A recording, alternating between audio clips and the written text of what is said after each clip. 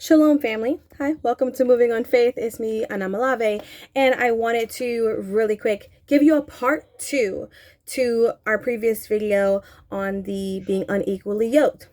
So this revelation was actually given to my husband, and he shared it with me this morning, and it was so powerful that I definitely wanted to share it with you. So again, about the being unequally yoked. And again, we're using the example of the two oxen and having them yoked in order to till the ground and prepare the field. And we have ox A, who's the more experienced ox, and ox B, the new ox. And ox A's job is to train the ox B to walk in the way, to follow the path, to get the job done. And again, for the sake of example, we are designating ox A as the husband and ox B as the wife. However, they can be interchangeable.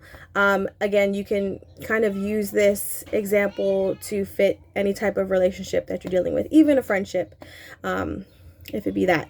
Now, as we talked about before, ox A is the more experienced ox, and he's going to work hard to get the job done. His master wants a job done, and he's going to work hard to get it done.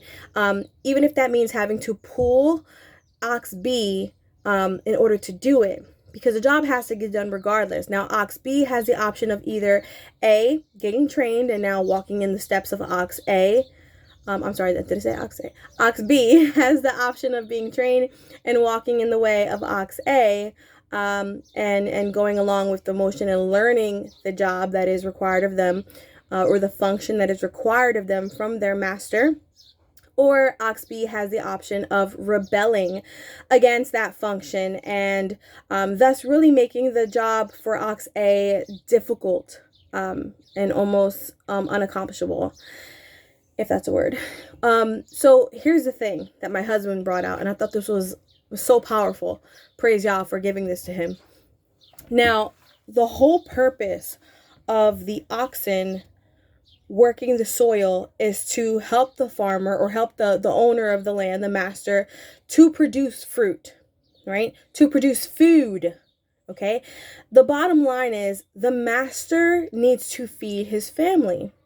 So he has the oxen working the field in order to grow food for eat, for, as a profit, right? To money to be able to take care of their family.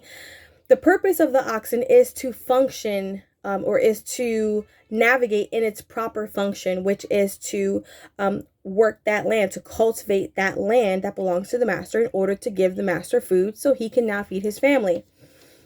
Now, again, if ox B decides not to function in the way that they are required to function, then that creates a heavy burden for ox A. This holds ox A back. This exhausts ox A. It drains ox A. It pulls ox A down. And it could even stop ox A from doing their job out of sheer exhaustion.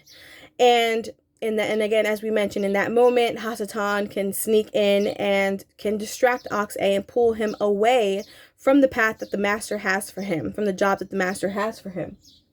Now, here's the interesting part.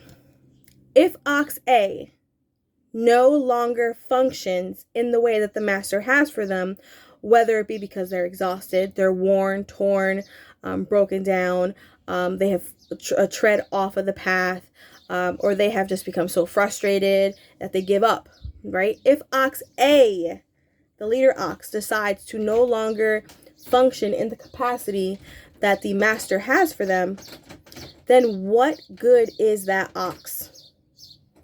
The whole purpose is for the ox to tread the soil in order to bring forth food for the master. But if the ox is no longer treading soil, thus food is no longer being brought up because the ox is not doing his job, then what good is the ox? What then will the master do with the ox who does not function in its capacity? The master destroys the ox and feeds his family. The bottom line is the master is going to feed his family whether or not the ox does his job. And now if the ox does his job, the fruit will feed the family. But if the ox does not do his job, then he will feed the family a different way. Okay? If we are not functioning in the way that Yah has created us to function, then he will be done with us. Right? So for those of you who are unequally yoked to a spouse, to a friend, you need to really consider how valuable that relationship is, and you need to consider what function you have that Yah has given you, and how is that person helping to increase your function and your fruitfulness, and vice versa. And if that's not happening, this is a time to reflect. Folks, we are in the end times. Now is not the time to play around with your walk. It is not the time to play around with your function. That being said, thank you so much for watching Moving on Faith. Please subscribe to the channel, like, and share the video. And shalom.